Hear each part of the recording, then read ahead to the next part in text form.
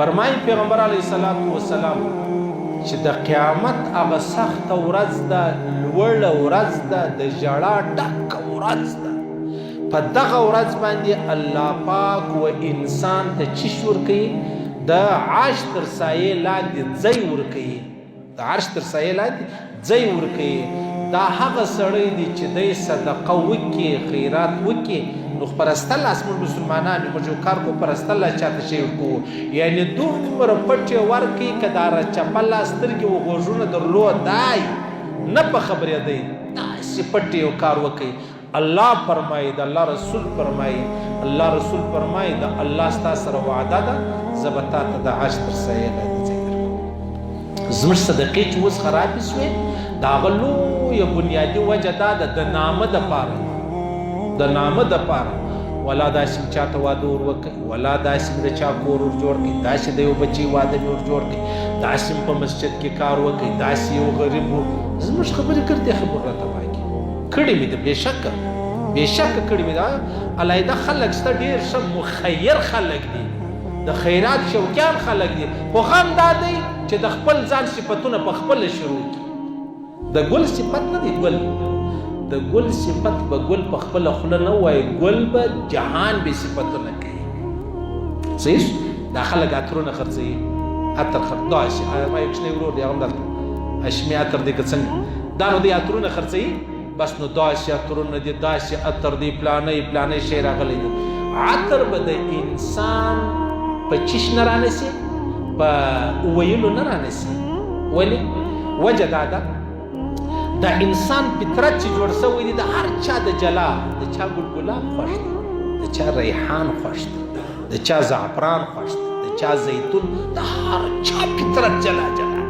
اوس نو که چیرې یو سړی دا وایي یاره پلانې نو ډېر زورور عطر دی او چې تی ولګوي سخته بوی یې سخت. زما کمرې نه کله کله طالبان خو د مړو عطرونه چې پاتې شوي بیا خطي دی له راوړي، هغه به منئ او یاره یو کیسه به درته وایم. زما سره یو طالب را سره طالب چې را سره و نو مړی اوسو، چې مړی اوسو مړی هم د بله ځایه راوړي، چې راوړي غریب یې ده ملایان خو دغسې و مړو ته ناچي. نو که تا نازولی بیا والله بیا وایي الله مې وژني، ژوندی دی ښه دی، غوړي و ډوډۍ پیدا کېږي، الله مې وژني، الله مې وژني. نو خیر مړی چې راوړي ژر ژر موږ خو هغه نو دلته هغه دماکه چې سوې وه په کوټه کې، بیا چې هغه عمران خان هم راغی زموږ سیول هسپتال، نو په ویډیو کې راځي هغه پولیس والا زما یاران دي، اکثره زما یاران دي فرا، هغه هم په جیبو کې ګرځېده چې شی مې پیدا کړه، وکیلان چې شهیدان سوي. دا زموږ په هسپتال کې علیحده د زنانو د غوږو څخه ژر را خوشحالي باسي، علیحده ژر ژر په جیبو کې ورګوري. ناوخته دی زموږ طالب وهغه وایي مړی یې راوړي، سخته مفلسي وه، نو کالۍ مالۍ کې په جیب کې یو شی و په دسمال کې ورور پیچلی ژر جیب ته واچوه، دونه کیسه نه ده.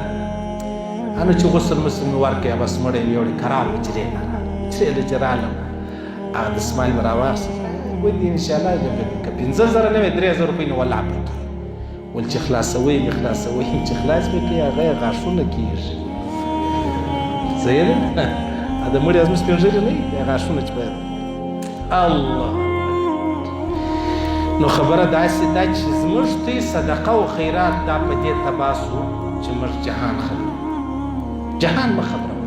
ما څومره ما به خامخا به انسان ښه کار به کېدی، ما به بیا چاته وویل زما زه یې وخت دومره پریشانه سوم، زما زړه والله د پریشانۍ ما چیش کړي دي، ما کومه غلطي کړې ده چې ومې کتل دا غلطي مې کړې وه، کیسه مې کول ما نن داسې ما نن داسې صحیح سو. کوم څه چې دې کړي ته خیال الله ته پرېږده، الله پاک پر عرش تاکسیه کوي فلاني دا کار وکړي. زه ستا په صفتو خوشحاله کېږم، ته زما په صفتو خوشحاله کېږي، دا څونه غټه دوکه ده. هغه چې لوی رب مې صفتونه کوي په هغوی نه خوشحاله کېږي. ته یې مه شوه بټه، نو څونه ډېر د یوې روپۍ کار مې کړی دی، 100 روپۍ مې لیکلي دي. صحیح ده نامه، الله دې د نامه وساتي، الله دې موږ د نامه وساتي چې څه مې کړي دي الله د نامه دپاره، ته ما ته معافي وکړه، موږ ټولو ته معافي وکړه، ستا د رضا دپاره که ته قادره یې پر دې یا الله چې زما د نامه چې کوم کار دی هغه د خپلې رضا سبب وګرځي.